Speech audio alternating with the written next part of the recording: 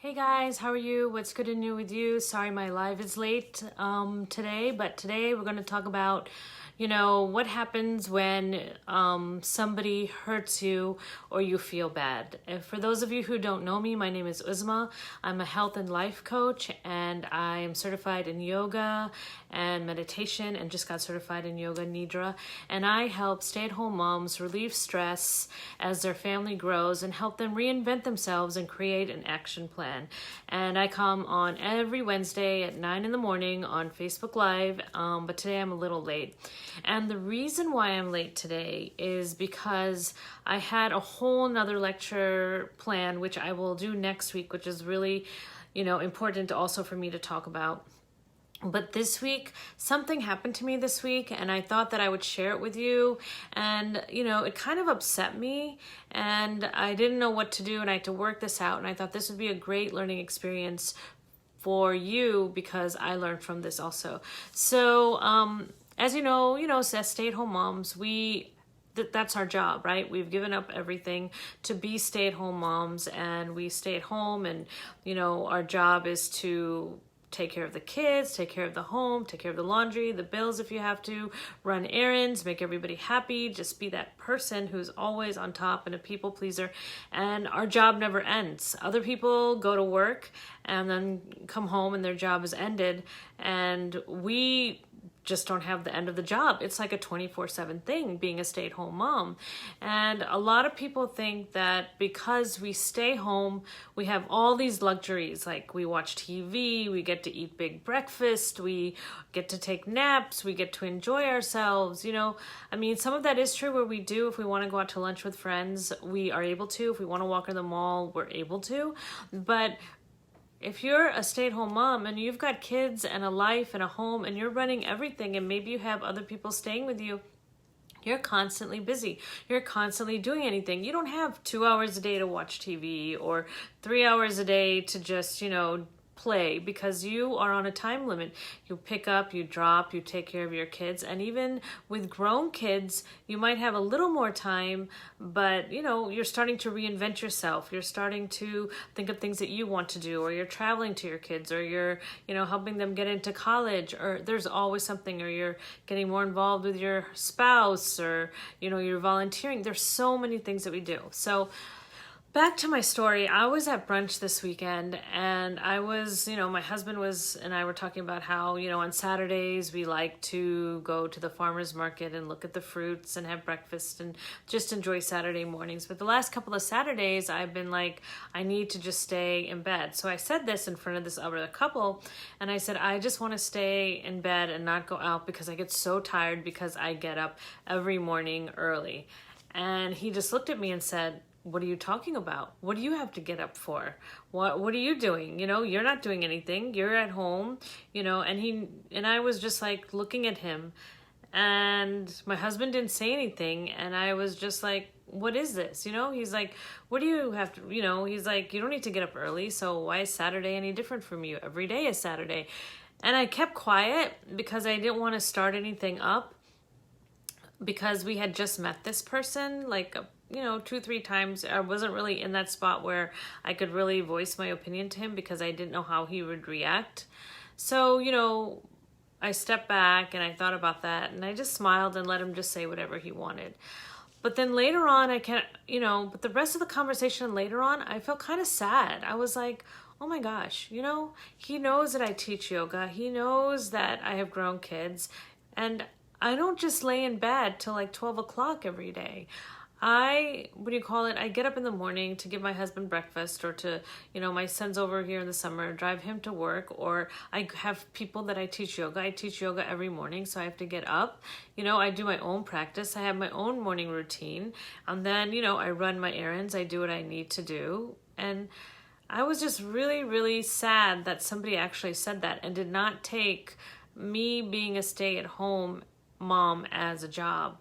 And so that really made me feel like, I went back into that, regressing thing, which a lot of us do, because a lot of us stay-at-home moms, even though we're doing such a hard job and we are giving our 110% in, sometimes when somebody says that, or we look at like a friend who's a high power doctor, or somebody who's a lawyer, or somebody who's working, and they're making their own money and they're confident and they're dressing up and they're going out, and we're just still in our sweats, or we're just doing the laundry and cooking, we kind of feel insecure, right? We kind of feel insecure that we're really not doing anything.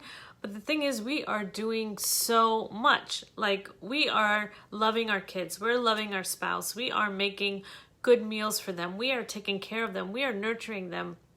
We are doing a job that a lot of people who go to work are not doing. We are giving more, I wouldn't say more love, but we're giving more of ourselves and more of our energy to the people at home and to everybody around us. And I just think that more people should honor us and say, you know what, you're a stay-at-home mom, and hats off to you, and you know what, you are amazing. But a lot of people, if somebody asks, what do you do? And somebody's like, oh, I do this, and they come to stay-at-home moms. Oh, I just stay at home, mom. I'm a stay-at-home mom. Oh, okay. And the thing is, we have the luxury and the privilege, of staying home with our kids and doing special things with them.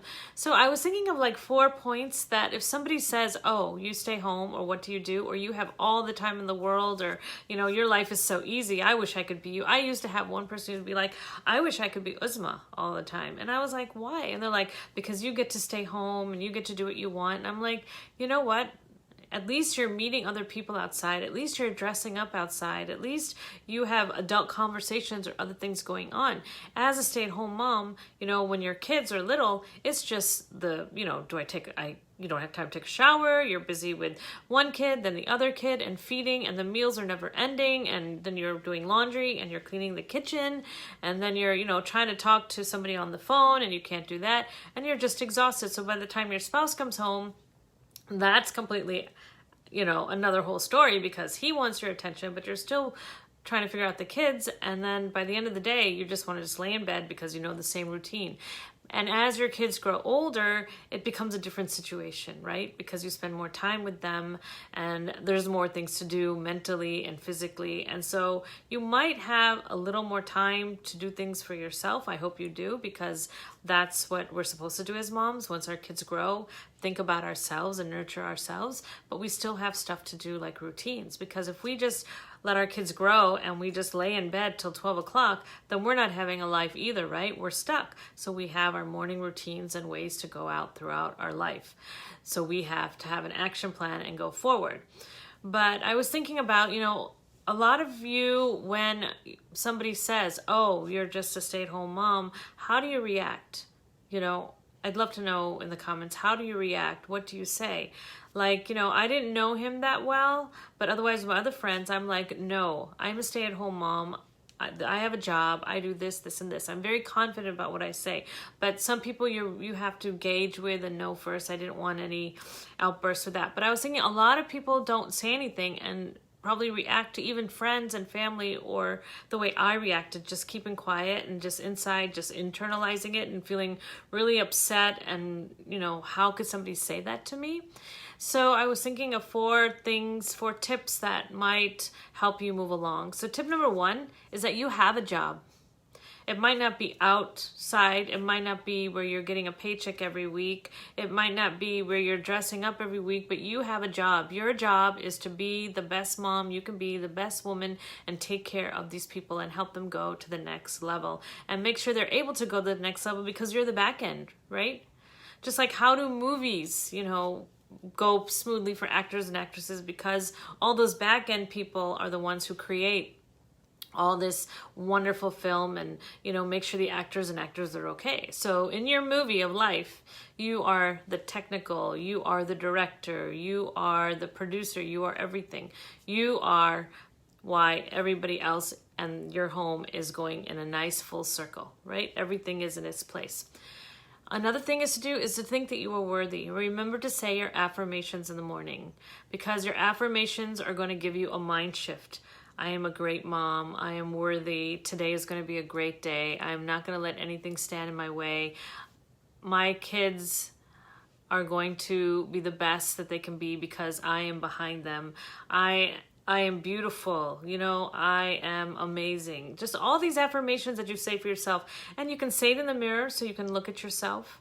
You can say it by yourself. You can say it in your mind, but make sure you say it. And they might sound cheesy. Everybody's always like, oh, it sounds so snobby. It sounds so weird to say things.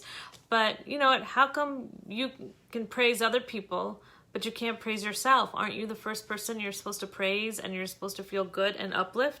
Because how can you uplift everybody else and have your world running if you're being a victim and in a hole, right?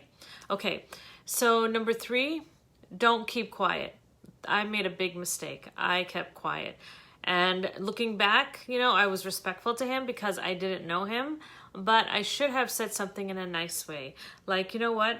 I do have a job, and let me tell you about it. There are ways to say it nicely. I shouldn't have kept it in, because when I kept it in, it messed up the whole brunch. I felt uneasy, and my thoughts started creating all these things, and I started having bad feelings towards him.